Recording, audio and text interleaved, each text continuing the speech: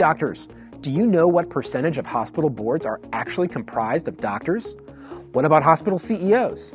The answers might surprise you.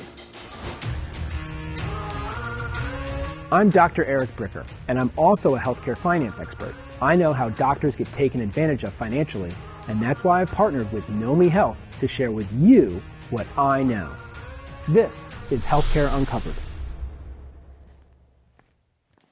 Did you know only 20% of hospital board seats are filled by practicing or retired doctors, and that an additional 5% are filled by nurses? In other words, 75% of hospital board seats are filled by non-clinicians who have never treated a patient, ever. And just over the past year, of the 24 new CEO appointees at the nation's largest hospital systems, only 13% are MDs. This means that most hospitals and health systems in the U.S. are run by non-clinicians who have zero hands-on experience treating patients. Who's in charge really matters. It's the hospital board and the CEO that set the hospital budget.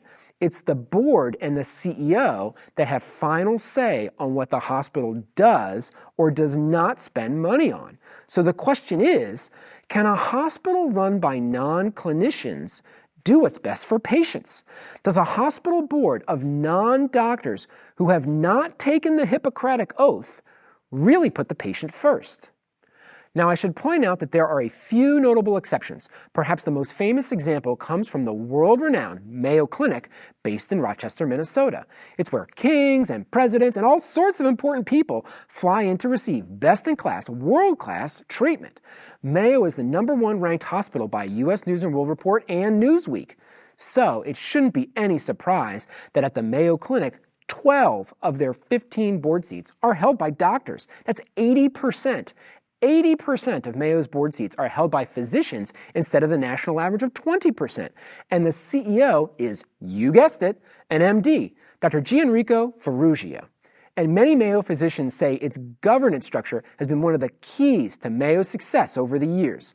It's known for putting patients at the center of everything they do, and it's no accident that their board of doctors has been instrumental in making that happen and keeping it that way.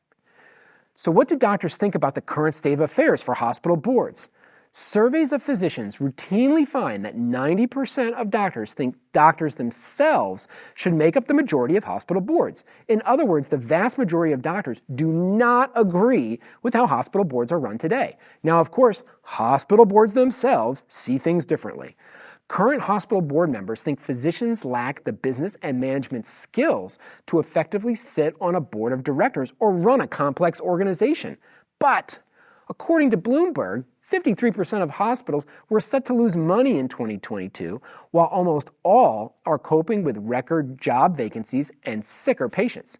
Seems like it isn't going that well with these non-doctor management teams. Oh, and by the way, Mayo, the doctor-run hospital system, it recorded a profit of nearly $600 million in 2022 on $16.3 billion in revenue. Go figure. Doctors, we need more of us in the leadership positions and boardrooms of America's hospitals. We need to get more vocal and exercise the power we have. There is a better way. Let's make it happen. I'm Dr. Eric Bricker, and this is Healthcare Uncovered, where we break down a broken system.